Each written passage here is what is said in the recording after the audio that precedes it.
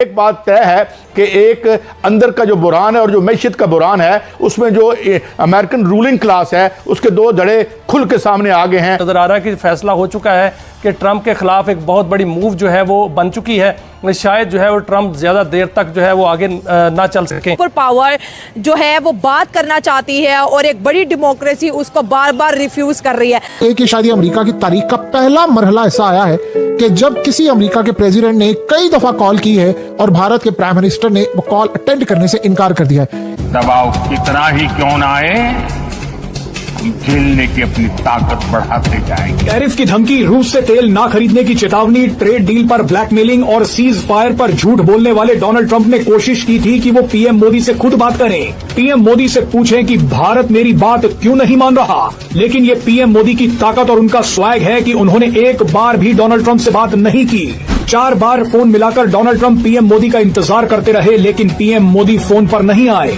ये होती है ताकत। जिस वक्त पूरा यूरोप डोनाल्ड ट्रंप के आगे डरे हुए बच्चों की तरह बैठा है, जिस वक्त कई देश डर के मारे डोनाल्ड ट्रंप के लिए नोबेल पुरस्कार मांग रहे हैं, जिस वक्त टैरिफ से डरकर कई देशों ने डोनाल्ड ट्रंप के आगे सरेंडर कर दिया है, उसी वक्त पीएम मोदी ने ऐलान किया कि दबाव कितना ही बड़ा क्यों ना हो, हम उसे झेलने की ताकत बढ़ाते रहेंगे। पहले तो एक पोल था, अब चाइना, रशिया, ब्रिक्स, ये दूसरा पोल बनना शुरू हो गया। कहा 10 साल में इंडिया कहाँ होगा। इंडिया की इकोनॉमिक ग्रोथ 5-6% चल रही है और ये ऐसी ही चलेगी। बहुत डायनामिज्म है इंडियन इकोनॉमी के अंदर। देखिए, इंडिया की इकोनॉमी बड़ी स्ट्रांग है। आई थिंक हमें अपना घर को ठीक करना है। आप फिक्र ना करें इंडिया का, आप अपनी तवज्जो दें कि आपने अपने घर को कैसे ठीक करना है। इंडिया जहां भी जाता है, जो भी होगा, should not be your concern. आपकी कंसर्न होनी चाहिए कि हम यहाँ क्या कर रहे हैं। हम सोने की कान निकल आई, सोने की कान निकल आई। हम लोग हैं मगरूर कौम। एक सिक्का चवन्नी का जेब में आया नहीं, अजय देवगन की तरह गर्दन टेढ़ी कर ली। आप लोग सुधर जाओ। मेरे रब को जो आदत नहीं पसंद ना, तुम में सारी वो आदत। जर्मन अखबार ने आगे कहा कि डोनाल्ड ट्रंप ने कई देशों को धमकाया और कई देशों पर प्रेशर डाला। ज्यादातर देश डोनाल्ड ट्रंप के आगे झुक गए, लेकिन भारत नहीं झुका, भारत नहीं डरा। तभी तो बौखलाए हुए डोनाल्ड ट्रंप ने 4 बार पीएम मोदी को फोन मिलाया और पीएम मोदी ने 4 बार कॉल को इग्नोर किया। ऑपरेशन सिंदूर के दौरान तुम रशियन ऑयल की तो बात कर नहीं रहे थे। रशियन ऑयल की तुम बात नहीं कर रहे थे। रशियन ऑयल की बात तब करी जब मोदी जी ने तुम्हें वो 35 मिनट के फोन कॉल में तुम्हारी औकात नाप दी। सिंपल सी बात है दोस्तों, देसी में 35 मिनट का फोन कॉल हुआ मोदी जी और ट्रंप के बीच में। मोदी जी ने इसकी औकात नाप दी और मोदी जी ने पूछा, भाई तूने कब करवाया था सीज फायर, जो सबके सामने बोलता रहता, हमने तेरी इज्जत रख ली, हमने किसी के सामने कुछ नहीं बोला, ये तो दंदनाता फिर रहा भाई, मैंने करवाया। मैं तब से इसका मूड खराब हो गया, ये चिढ़ गया बहुत। और इसके अलावा आप देखें कि दीगर जो दुनिया है उसमें मालिक जो है वो अपने माशी बंदोबस्त कर चुके हैं। भारत की जहां तक बात है तो भारत जो है वो उसमें तो ये अब जंग मियां साहब तेज हो रही है और डॉलर के हवाले से भी हमने सुना। एक तो डॉलर पूरी दुनिया में 11% जो है का सब कम हो चुका है, उसकी करेंसी कदर जो है वो 11% गिरी है। और पाकिस्तान के अंदर भी जो है वो डॉलर जो है वो सस्ता होने के लिए बिल्कुल बेताब है। इसकी वो कीमत नहीं है जो मौजूदा कीमत है और इसको हम जो है धड़ाधड़ खरीद रहे हैं। हमें ये खरीदारी बंद करनी चाहिए। ट्रेड की बात की जाए, क्योंकि आपने जैसे कहा कि जो इंडियन इकोनॉमी है और यूएस इकोनॉमी है, और दोनों कंट्रीज़ जो है डेमोक्रेटिक पावर्स भी है वर्ल्ड की, तो क्योंकि इंडिया एक बहुत बड़ी इकोनॉमी है, world I think 3rd richest economy है, और तो यूएस की डिपेंडेंस और बाकी मुल्कों की डिपेंडेंस इंडिया के ऊपर काफ़ी ज़्यादा है।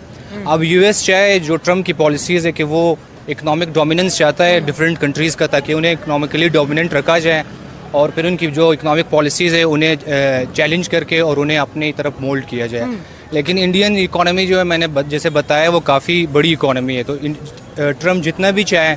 तो हमें ये मंजन बेचा गया, ये चूरन बेचा गया कि कराची हांगकांग बन जाएगा। हाँ, आपको नहीं पता इस बात। कराची को इंटरनेशनल सिटी बनाएंगे, चलो भाई पूरा पाकिस्तान। फिर हमें बताया गया कि अब पाकिस्तान में बुलेट ट्रेन लगने वाली है, जापान वाली, जो तेज रफ्तारी से पूरे मुल्क की सैर कराएगी। छोड़ दो, मैं अभी बता रहा हूं कि आप लोग क्या क्या करना चाह रहे थे। ठीक है, आप लोग क्या क्या करना चाह रहे थे, क्या क्या कर पाए। फिर मुशर्रफ साहब आए, पूरे मुल्क में कुएं सड़कें खुदवाई, फिर नया मंजन आया सीपैक। पाक चीन दोस्ती के चक्कर में सीपैक पे कितने साल निकाल दिए? 11 साल अब निकाल दिए। मिला क्या? वो कपिल शर्मा के शो में क्या मिलता है? हाँ, फैमिलियां देखती हैं, सब नहीं बोलूंगा, तुम लोग गलत समझ लो तो ठीक है। तो वो सीपेक का मंजन भी नहीं बिका, फिर वो जाकर पता नहीं क्या बना दिया एयरपोर्ट इस्लामाबाद में। क्या नाम उस एयरपोर्ट का यार?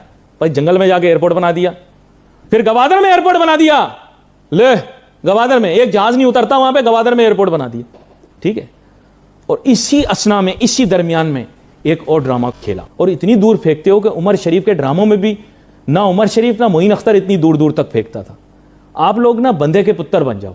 जिस दिन ये कौम आजिज़ी और इनकी सारी सीख गई, खुदा की कसम इनकी कामयाबी का सफर मेरे रब के राष्ट्रपति डोनाल्ड ट्रंप पे उनकी की हुई गलतियां और भारत का उनका विरोध में उनका उठता हुआ स्वर अब उन्हीं के खिलाफ भारी पड़ता उनको दिख रहा है। आपको बताएं कि जर्मनी की न्यूज एजेंसी ने यह दावा किया है कि अमेरिकी राष्ट्रपति ने विगत कुछ दिनों में भारतीय प्रधानमंत्री से 4 बार बात करने के लिए उन्हें फोन मिला है, लेकिन भारतीय प्रधानमंत्री ने उनके फोन को रिसीव तक नहीं किया, यहाँ तक कि बात करना तो दूर की बात है। जी आपको बताएं कि जर्मन की एक बहुत ही विशेष न्यूज एजेंसी है जिसने यह दावा किया कि अमेरिकी राष्ट्रपति प्रेसिडेंट डोनाल्ड ट्रंप जो है वो नरेंद्र मोदी जी से बात करना चाहते हैं, परंतु मोदी जी उनका फोन तक नहीं उठा रहे हैं। हालांकि इस बात में कितना सत्यता है यह ज्ञात कर पाना थोड़ा सा मुश्किल है, परंतु जिस प्रकार से अब अमेरिका की ओर से ही ट्रंप पर दबाव पड़ता जा रहा है, उनके खुद के ही सहयोगी क्या कह रहे हैं कि तुम जो टैरिफ छेड़ रहे हो उससे अमेरिका को नुकसान हो रहा है, उसे भारत का कुछ नहीं बिगड़ने वाला, क्योंकि हम भारत को ऐसा कुछ भी सप्लाई नहीं करते हैं जिससे भारत का कोई काम रुक जाए, क्योंकि अमेरिका अपना अधिकतर काम आउटसोर्स करता है और वहाँ कुछ भी ऐसा प्रोडक्शन नहीं होता है जो भारत के लिए बहुत आवश्यक हो, रोजमर्रा का सामान या कुछ ऐसी जरूरी चीजें जो रोज उपयोग की जाती हो और बहुत ही ज्यादा आवश्यक हो। जबकि भारत अमेरिका को सॉफ्टवेयर और फार्मास्यूटिकल्स का सबसे बड़ा सप्लायर है। आपको बताएं कि इन दो